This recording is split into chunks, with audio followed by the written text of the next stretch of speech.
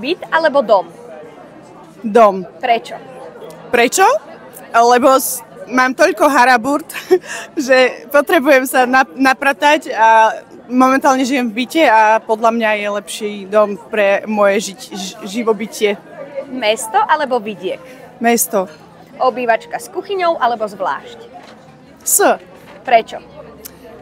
Aby som mohla sa pozerať na svojho muža, ako pozerať televízor.